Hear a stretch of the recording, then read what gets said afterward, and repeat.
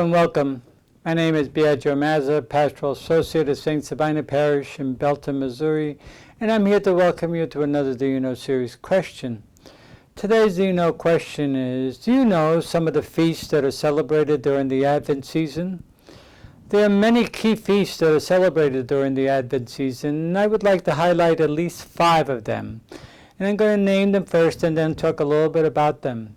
The first one would be on December the 6th, the Feast of St. Nicholas. On December the 8th, the Feast of the Immaculate Conception.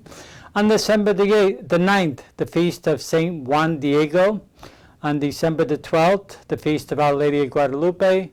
And on December the 13th, the Feast of St. Lucy. So let's start with December the 6th and the Feast of St. Nicholas. St. Nicholas died roughly in the year 360 in Myra. He was the Bishop of Myra in what would be today modern-day Turkey, ancient Asia Minor.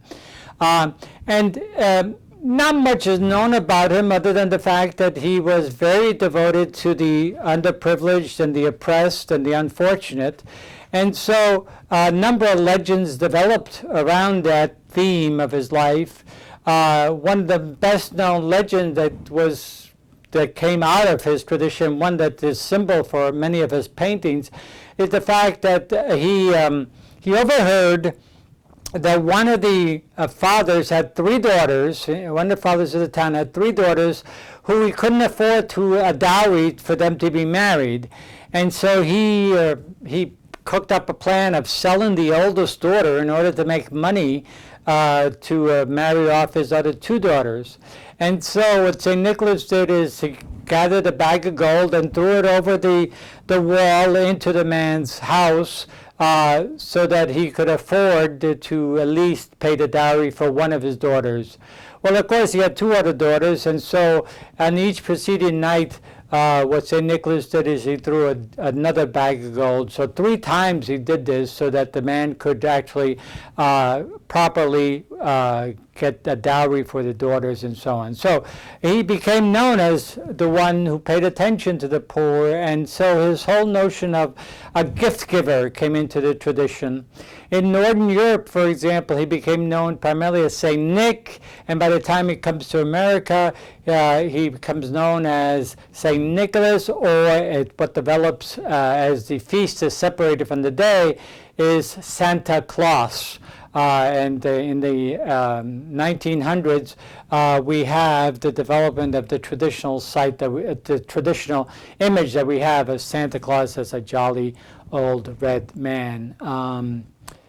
A jolly man dressed in red. And so this is St. Nicholas, who to this very day, by the way, in Northern Europe, many children put stockings out or wooden shoes in Holland on the eve of St. Nicholas so that in the morning they will have fruits, nuts, and some candy in them. So it's a tradition that still continues to this very day. On December the 8th, we celebrate the Feast of the Immaculate Conception. It's actually a holy day in the United States. Mary was born on September the 8th, and therefore mathematically 9 months before December the 8th, she would have been conceived. And the feast proclaims the fact that in 1854, Pius IX declared that Mary was free from any stain of original sin in light of her role as the God-bearer, the one who would bear the infant Jesus.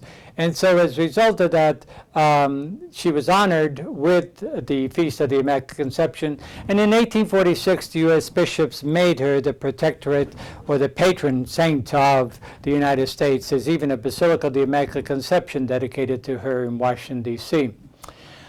On December the 9th, we celebrate the Feast of St. Juan Diego, the poor person to whom Our Lady of Guadalupe appeared on December the 9th in the year 1541.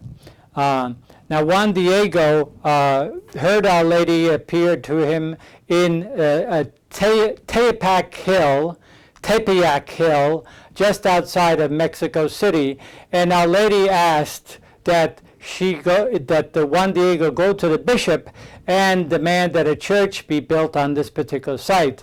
the bishop wanted some sort of sign or proof of that. So on December the 12th, Our Lady appears once again to Juan Diego and produces roses in mid-December to take to the bishop.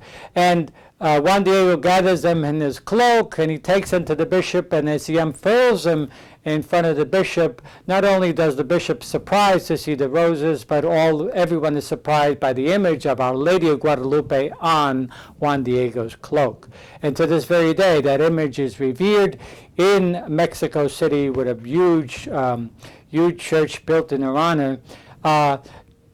Pope John Paul II canonized Juan Diego on July the 30th, 2002, in his visit to Mexico, honoring the Mexican people and so on. On December the 12th, we celebrate the feast of Our Lady of Guadalupe. And Our Lady of Guadalupe in 1945, Pius XII declared her the Queen of Mexico and the Empress of all the Americas. So she is the patron of all the Americas, and through her devotion to her and devotion to the gifts and the many graces that she has given to the Americas, she has been a real blessing for all of the Americas, not just Mexico and so on. And finally, on December the 13th, we celebrate the feast of St. Lucy. Now, Lucy, the name in Latin derives from the word lux or lucia, which means light. And therefore, again, we don't know much about St. Lucy, but we do know that many legends developed around her. She was martyred supposedly in the year 304 under the persecution of the Emperor Diocletian. And as a result of that martyrdom, she became a saint that really highlighted her qualities as light. As a matter of fact, she became the patron saint of blindness, and people would pray to her, in terms of illnesses with regards to eyesight and so on.